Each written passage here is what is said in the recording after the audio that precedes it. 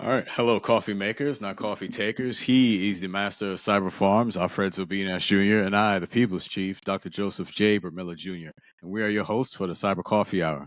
First on National, I hail from Mount Vernon, New York, and we are excited to share our experiences and stories along with those of our incredible guests. Our mission is to impart knowledge, enhance understanding, and cultivate a sense of community in the expansive world of cyberspace. So for today's show, we'll have a coffee chat with cybersecurity student Tori Ruff. Now, Tori is an emerging cybersecurity professional with a master's in forensic studies, specializing in investigations, and a bachelor's in psychology from Stevenson University. She is now transitioning into cybersecurity and is enhancing her technical skills through CompTIA A plus, Network plus, and Security plus certifications. Her strong foundation in investigative research and attention to detail equips her for entry level roles like security analyst and GRC analyst. Driven by a passion for problem solving and a commitment to safeguarding information, Tori aspires to be an ethical hacker. With her unique blend of analytical skills and understanding of human behavior, she is poised to significantly contribute to creating a secure digital landscape. Tori Ruff, welcome to the Cyber Coffee Hour. Thank you for having me. Welcome. So again, thank you for coming on board. But Tori, just share with us real quick, just how you been. How's it been going? I know with your studies and everything. How's it been going for you? It's been going pretty well. Did have a little, I guess, speed bump over the way with my studies with my last certification, but I'm almost towards the end of my program. It's a little hectic seeing that I have to be at certain places at certain times. In the midst of that, I'm also studying. I actually take my Security Plus certification next week, so I'm Oh, excited about nice. that. Okay, nice. Well, good luck to you. I know you'll do swimmingly on that. Alfredo, how you been, sir? Same old, man. I'm all right. Business as usual. As much as I hate to say that, we got our buy us a coffee online, so that's linked to our LinkedIn page. It took a couple Yeah. minutes to figure that out and figure out how to integrate it with LinkedIn. So that was pretty cool. Side of desk, I'm still doing my garden stuff. I'm trying to look out for particular interest in horticulture and trees, and I'm also going to get out here and cut my grass after this episode. Gonna touch some grass after this episode. Uh, that's what's up, man. That's what's up. So I will tell you, I'm not gonna be cutting grass today. What I'm gonna be getting ready for today is Game One of the American League Championship Series with the Yankees and Royals today.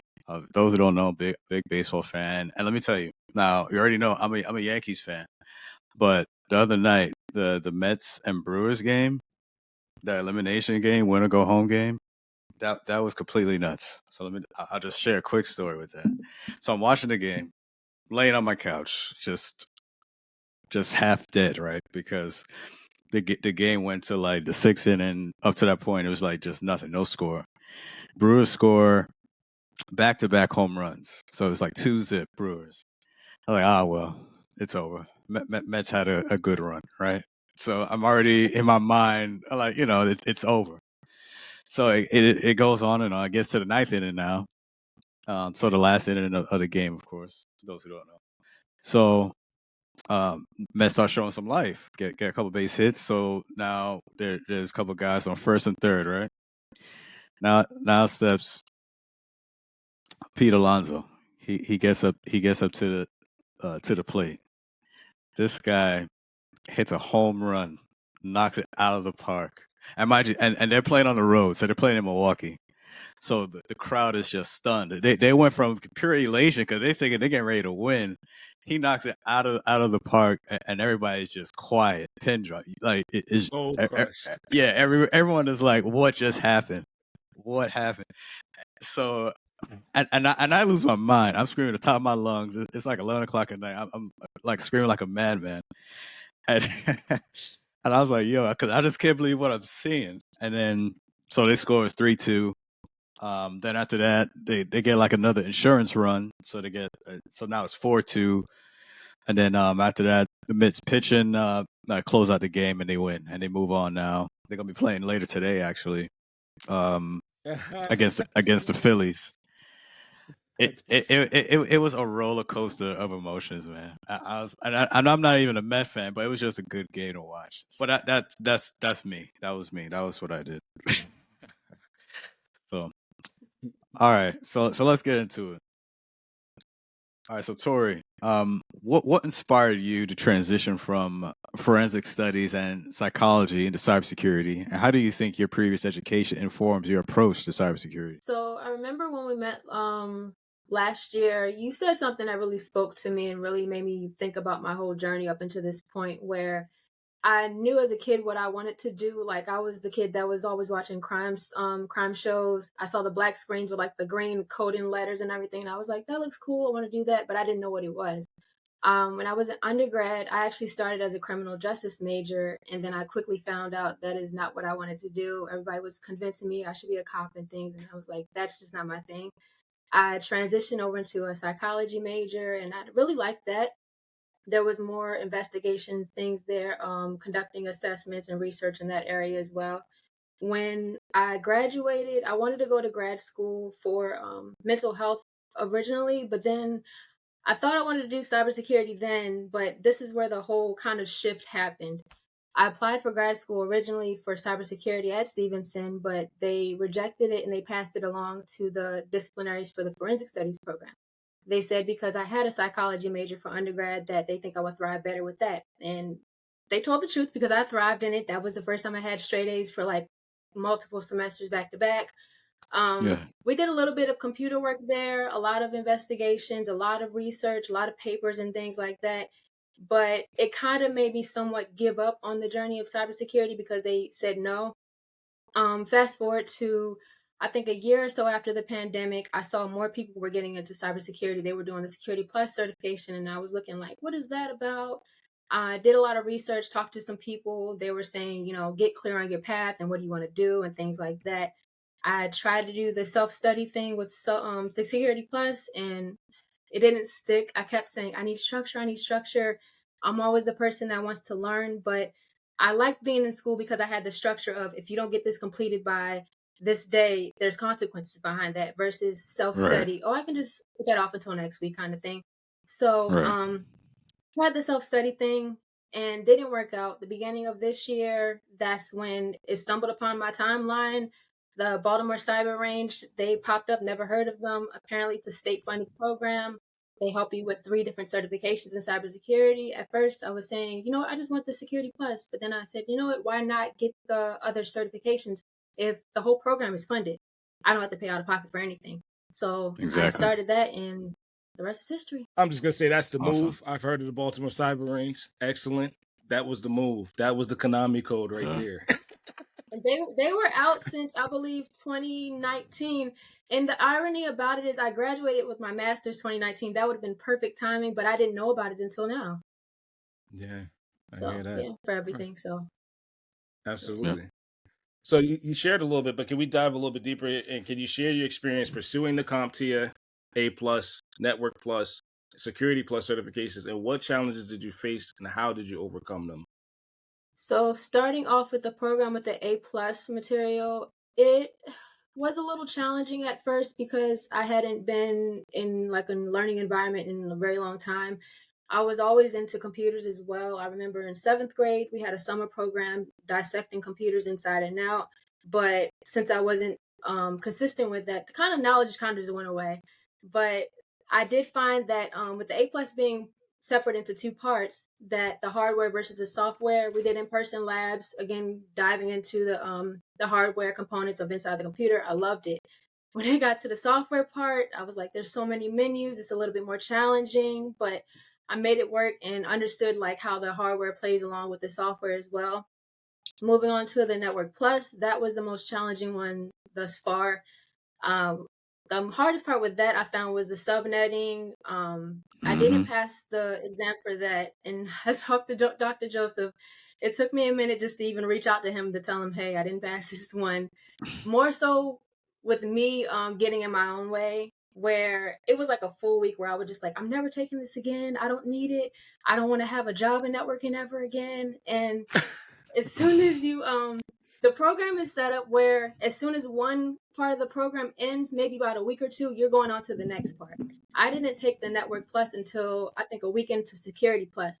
As soon as we started Security Plus, I learned quickly you need networking. So Mm-hmm. I was like, you know what, I gotta go, I gotta do it. So I'm studying right now for Security Plus. And when I finish that, I'm speaking into existence. I will pass next week. Once I finish that, I think I'm going to take a week off or so and then do the self-study again with the Network Plus. Now that I am more disciplined now, I can do the self-study with that. But overall, Security Plus, I think that's my thing, where it felt like everything was clicking more. It laid the foundation for me because I noticed how things didn't really make sense when I was just studying Security Plus first. I didn't think about A Plus or any of that. And a lot of people may look at it as you don't need these certifications, but I see it as that sets the foundation for these core principles, Right. these core concepts for you to understand why we do these things, how these things work. So it made it a lot easier, to be honest. It might have taken a little longer, but it makes it make more sense now. 100%. CompTIA is the one that maintains the baseline for fundamentals too. So there's baselines on different sides of the fence, but they are the guys that vouch for you are at a certain level with approximately 6 months experience. Yep. Based on. And I hope they maintain that accreditation because years ago that wasn't the case. And then they came out with continuing education units to each stackable cert. So that's why you see that path like, oh, I need networking to Security Plus to Cloud Plus, et cetera, all the way up the chain, because they're accrediting your 6 months experience and the continuing education in their cert. They're one of few that still do that and still maintain that accreditation. The other question I had too, right? With the hands-on portion, what resources are you using to get the hands-on experience with the questions on the certification? So we have a mix of using the test out labs online with the program. The program also has in-person labs. They are optional, but I took advantage of each and every one that they had. So when we got there, there was a little pop quiz, just to test your knowledge and like what we've learned so far. Then with the hands-on, the first part, we did the old hardware, the computers and everything. We took apart the computer, put it back together. Then they tried to do it with the laptops. The laptops are more challenging to take apart and put back together than the basic computer. Then the next part with networking, we also did, we work with the Ethernet wires, creating our own Ethernet wires, testing them to make sure they work, understanding like what needs to be changed, the order of the wires, and all of that. So online, a mix of online labs and then a little bit of in-person labs. Awesome. I love it. So we're going to pop over to the next. Oh, go ahead. Sorry. No, I just wanted to follow up and say that, Tori, what you shared earlier about, at first when you were unsuccessful with the Net Plus and you were just ready to just discard it and forget it forever. I went through the same thing. I mean, our friends could attest to this. Like when I took it back, when I first took Net Plus, long time ago, like 2017. But again, when I took both around the same time actually, because I went through a program through my employer at that point in time, and so they covered both cert. They did boot camp and then the certifications. So I passed Security Plus, Net Plus, then I came up short. So then after that, I felt the same way. I was like, man, I ain't gonna be no net engineer or nothing. So I was like, I'm good. So fast forward to where I am now.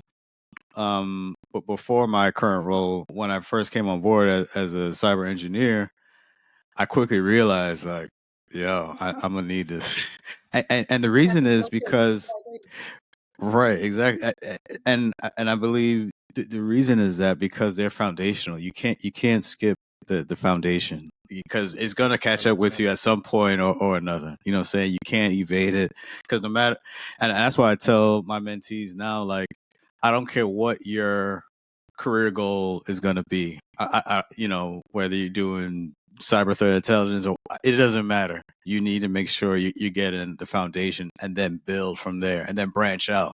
Kind of like our friends, when you plant a tree, saying you got to get the foundation, the soil, and then it's going to, what I'm saying? It's going to branch out. So it's the same branch thing. That over career for 30 years at 10 feet high. Right. Don't talk about at a high level because everyone wants to talk about that. You're going to get me started now. But the point too I heard you make. Oh, go ahead. You got it. Sorry. No, go ahead. The point I heard you make is the foundational. I'll tell a story too, because I was fortunate to have employers say, you will get these certifications or you won't work here. Right. So back longer than I want to recount. certain employers were saying you cannot talk to folks on the phone until you have Net Plus, A Plus, Linux Plus, Security Plus. And so I took that, being me, I took that as a challenge. And I said, skip the A Plus because I was working, I worked in hardware, right? I worked on those laptops and stuff we talked about. So I jumped into the Network Plus foolishly. Like, oh my God, I got drowned the first time, right? Then they put us in a class and said, you will pass this in a lab. They had Boson, they had the actual environment that the employer used. And then we went in a class and said, everybody hit the Network Plus. Passed it, and they said, all right, so you have two paths, Linux Plus or Security Plus. Being me, I took Security Plus and failed 3 times. Literally, this is about 2016. I said, all right, what am I missing? Because this is when they weren't linked, they weren't stacked. So I know you know, Dr. Joseph. What can I do to make up for that failure? I'm going after the Linux Plus, and that one taught me everything I needed to know about the security environments. So to this day, like you said, if you like you did a perfect job, Tori. If you see one that's challenging, fall back a little bit, get the fundamentals, and then go after another path. I mean, they don't kind of like map it out like they used to. I mean, they do, but maybe security is not the one you get initially. Maybe you need more fundamental skills, Linux, Cloud Plus, and then hit security again. Because all of those they're stackable for a reason, depending on the environment that you're going to apply the Security Plus in, and then do CYSA, and then do Pen Test Plus, because they're all in that lab domain to ensure that, especially CompTIA, you have to know those fundamentals when you go out there in the environment, in production, let's say. Okay, so sorry. That plays into the next question.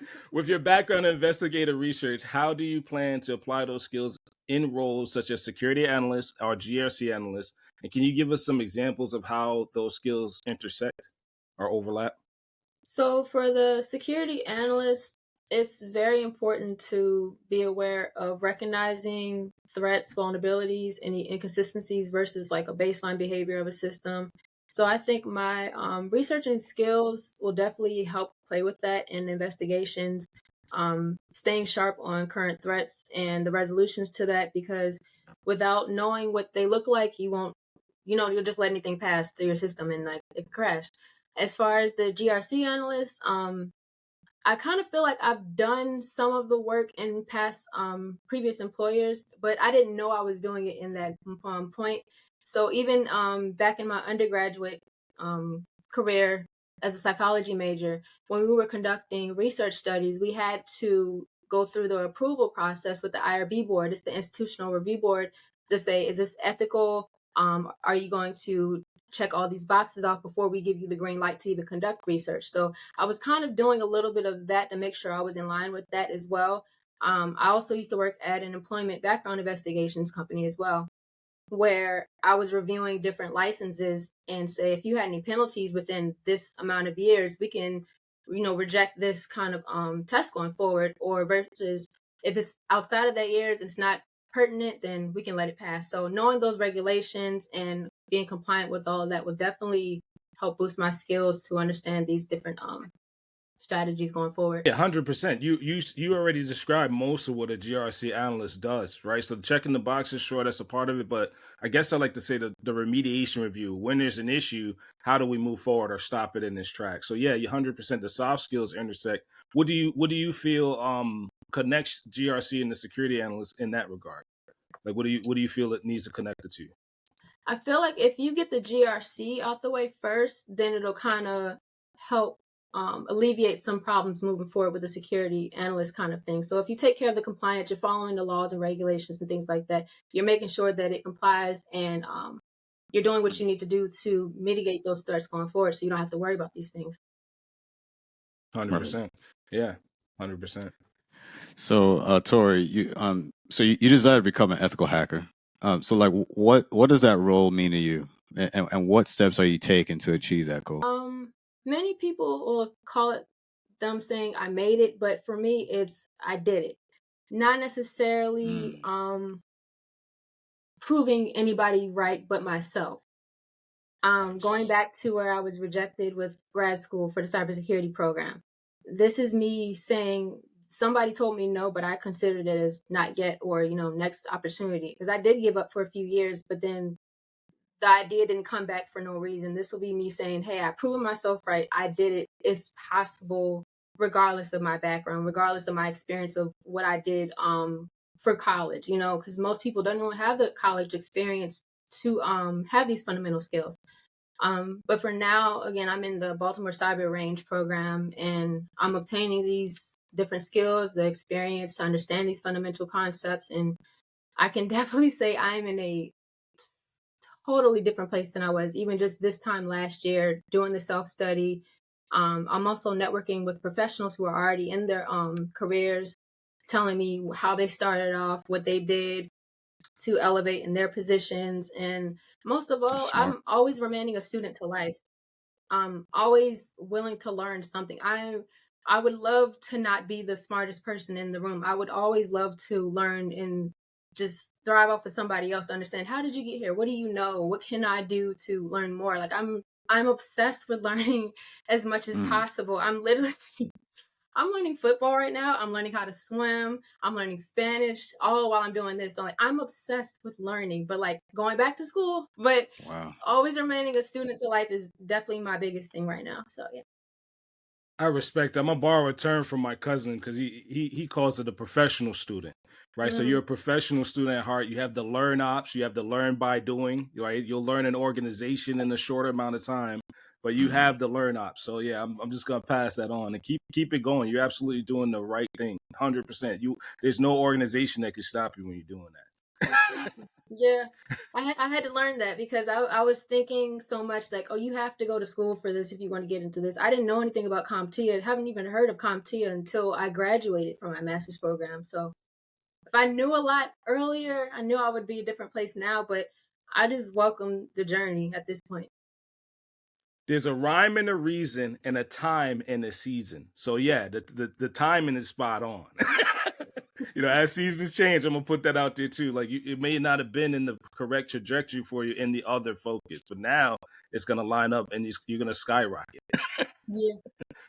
You know what, Tori, as you were saying that you were you reminded me of me, like a younger Dr. Joseph, like a young Dr. Joseph, spry right out of high school, just ready to just learn everything. I mean, I'm talking to myself right now.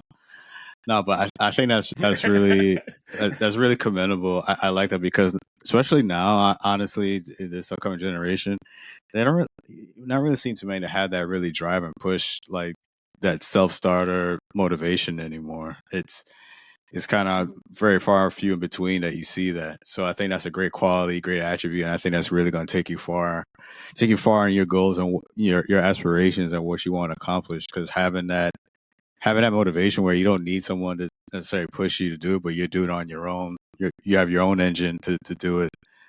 Again, you're going to see great success. So keep doing it. 'Cause I think you're doing great. You're setting yourself up for success for sure. And 100%.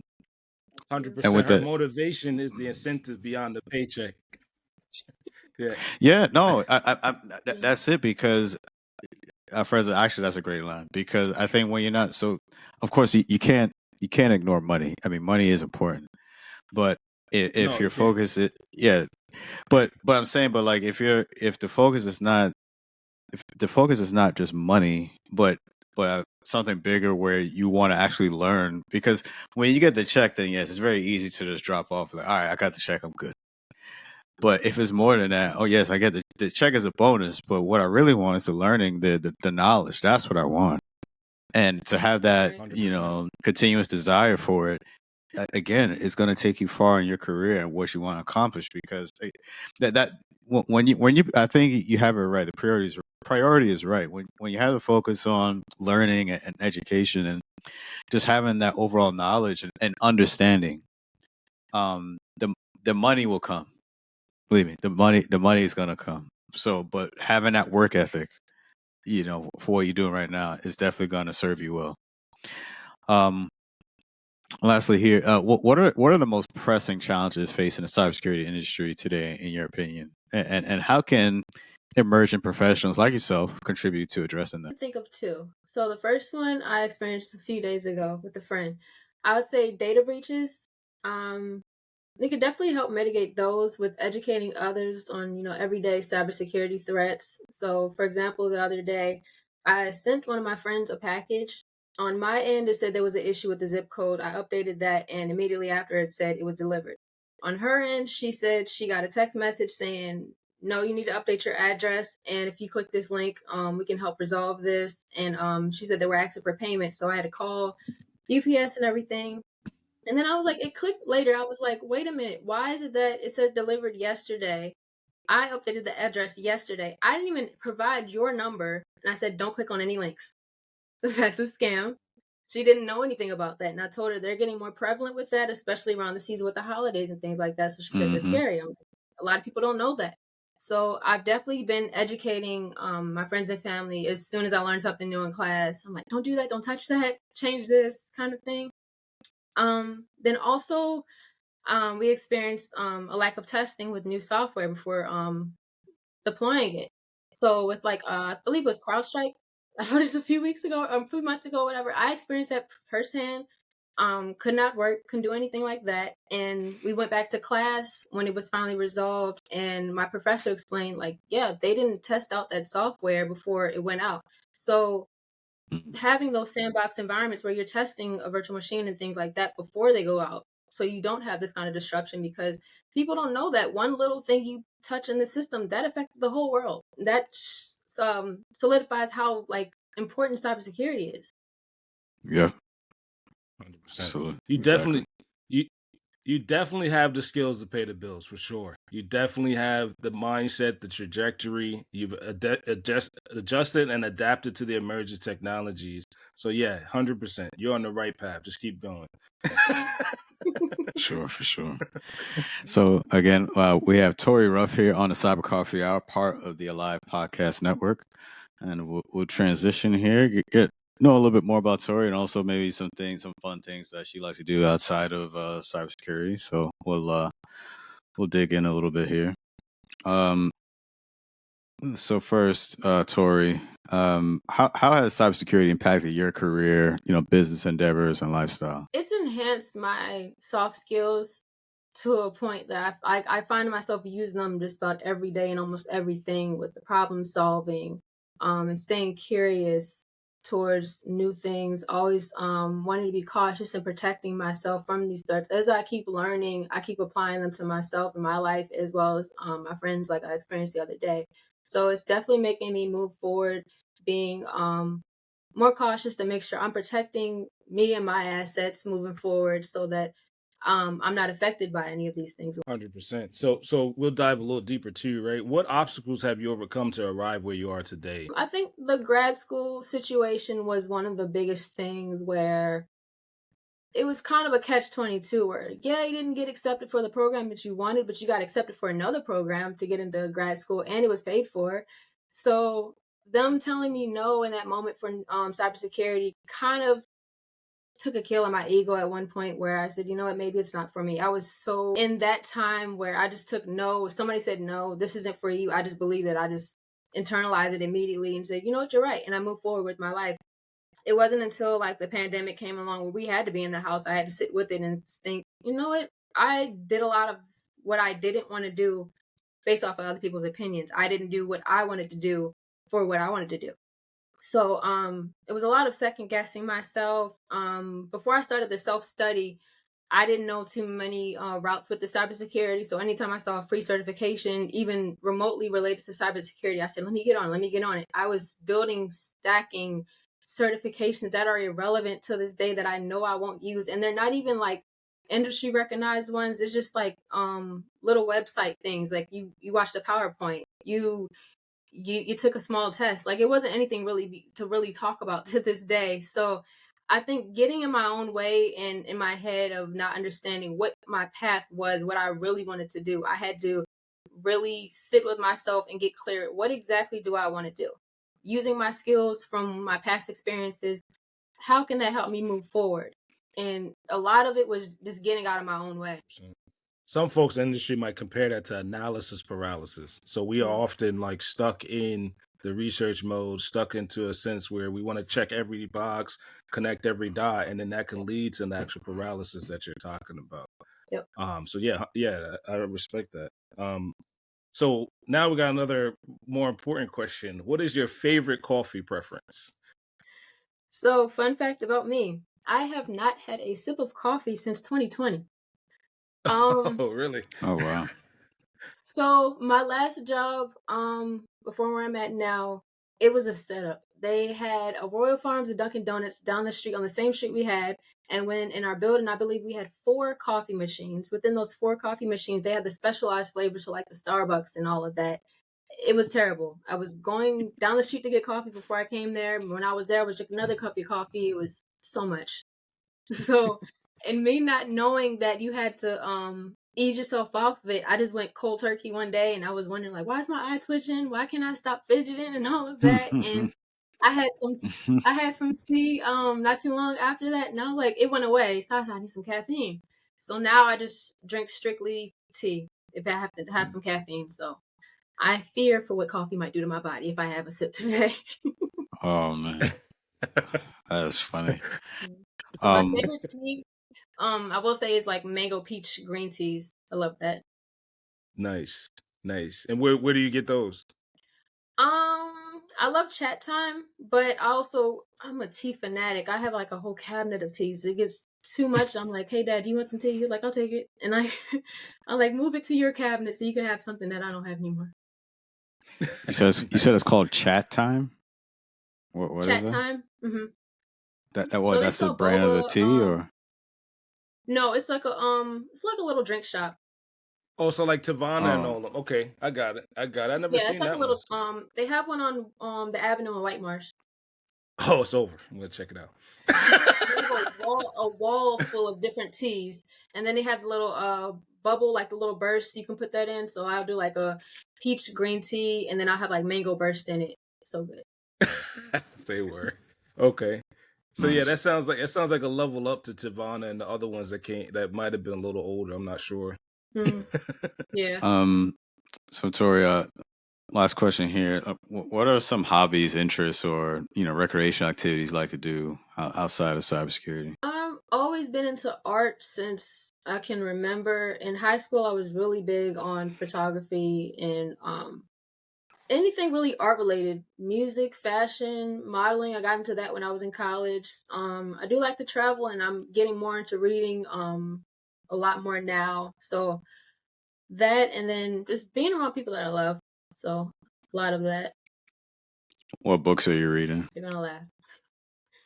I Because might. I'm learning football, and my thing is going to the thrift store and just looking through their whole collection. It was a bright yellow book, and it said "Football for Dummies," and I had to buy it. It was like a deal for like four for $5 or something. I had to buy it.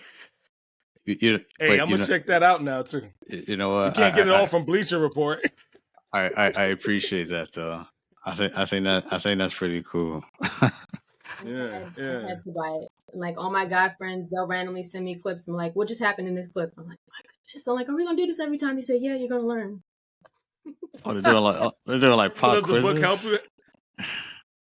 Yeah, so I know like not the technical stuff. It's like I can understand what's going on, but I'm like, I guess I've been using the wrong words and stuff. But now I'm the person that watches football every Sunday or so with my mom. Like my mom, she knows her stuff down. But I'm not at the point where I have a team and I know each individual player, but I'm just I was learning as I I was just, go. I was just gonna ask who's your team or who's your family's Don't team quiz and me. who are they following? My mom is a Oh, huge Ravens fan. My dad's a Raiders fan. Ray, Oh Raiders. wow! So their house divided. And the Yeah. funny thing Raven. is, my So dad, he had like a Raiders, I think hoodie on when they played a few weeks ago. Everybody around him had on black and purple, and I was just like, yeah, I yeah. I could just imagine the chaos Oh that's in my that and house. god. right before they started, I was like, "Hey, Dad, how does it feel? Like, you don't feel a little crazy being the only Raiders person here with all this stuff on?" He was like, "No," and ironically, they won. Yeah. So, yeah, I was like, "I And don't know anything about it." in this town, they won't let you live it down. No, and I'm No. like, I can't get behind the stress of like them losing and the point differences when they lose. I'm like, they won. They're like, but so they didn't do all it. I'm like, it's too much stress. It So it you don't. it. So something that helped me was a Bleacher Report. Oh, you got it. No. Go ahead. Do you use Do you use Bleacher Report yet, or because I'm the same way? Like I learned all my football stuff from Madden way back in the day, right? So recently, some coworkers were telling me to download the Bleacher Report, and it kind of like updates you on every team that you follow. I only follow 2, Giants and Ravens right now, but that's been helping me because it's not the same as playing Madden and running the stick moves, you know. I might need to download that. I downloaded the NFL app and I sent it to one of my guy friends. I'm like, hey, look what I did. I'm moving on to like the phase 2. And he's like, Tori, delete that app. You don't need that. I'm like, okay. What? I thought I was doing something. That's hilarious. That's hilarious. Yeah, it is. Well, Yeah, I think randomly the sent me point. stuff and was like, what happened here? Yeah. I'm sorry. No. I was gonna say, I think that's cool. I mean, we're just having fun, but I think just overall, the point of this is that we are find some sort of outlet, find breaks in our work. So whether it's football, whether you're out gardening, like whatever it is, just having something to, like I said, to help us take that mental break, step away, have some fun outside of it, and then we can get back and reattack. Towards our mission and what we want to accomplish. So, but again, I think that's great, Tori. And I look forward to see. Cause I think maybe next time we'll see you actually, plant a flag and actually choose a team that you're gonna stand by. So maybe we'll see that progress.